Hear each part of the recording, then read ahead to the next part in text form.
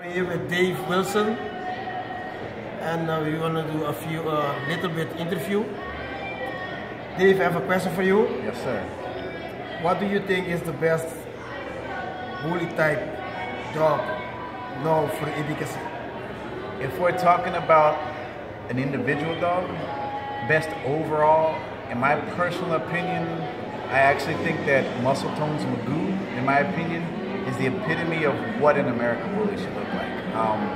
Me as a breeder, I've always bred for the extremities in a dog without going over the edge. And when you take a dog like Magoo, it's a dog that's carrying as much bone and mass as you could possibly put on a dog, but without going over the edge of the dog falling apart. You're still dealing with a functional dog that can move, that can breathe, that has everything that an American Bully should have. So if you're picking a dog like that, I would have to say that he is one of the top dogs that I've ever seen, in my opinion, for an overall representation of American Bully breed. And one of the few dogs that I personally would want to breed to on more than one just breeding. That's the type of dog I look for. So now in the game, we have many judges who don't know that. What we have to do to let the judge pick dogs like that? What has to happen is the problem in our bully world is that we've gone through many stages along the way, and we were at a stage where we were very technical on the dogs, and we were going really strict against flaws and everything, against the dog. But the problem is that a lot of the breeders bred away from the heavier built dogs because it was easier to produce a flaw-free dog by removing the added mass in a dog. But the problem with that is that they've bred away from breed type by doing that. So you're actually breeding dogs that don't represent the look of this breed.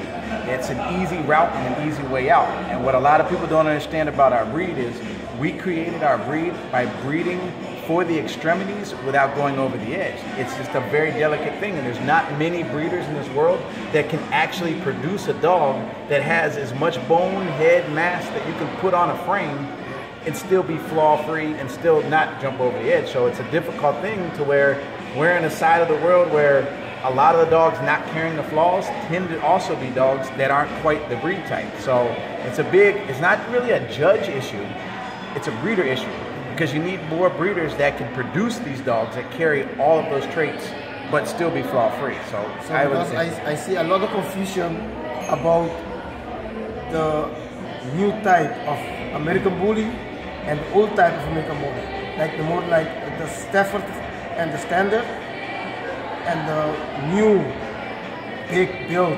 Well, here's the dilemma: is that the old style American Bully were the building blocks. Those were the dogs we were using to get to where we wanted to go. They weren't the finished products. Yeah. The other side of the story is there's a new side of things that aren't really an American Bully, that they've bred in all these other bulldogs and things, and they've gone over the edge into something that's sloppy and that's not really there. So it's a very rare thing nowadays that you're seeing the perfect balance of what a true American Bully is. And that's why I use Magoo in my reference, because if you look at a dog like Magoo, even though we can pick all dogs apart for flaws, if you look at a dog like Magoo, we're looking at a dog that is carrying as much mass and bone as possible, but yet he hasn't fallen over the edge. Yes. He's a perfect example of pushing the extremities, but still keeping a functional dog. So the good example from the new type of American Bully, with your own words, is a type of dog like Magoo.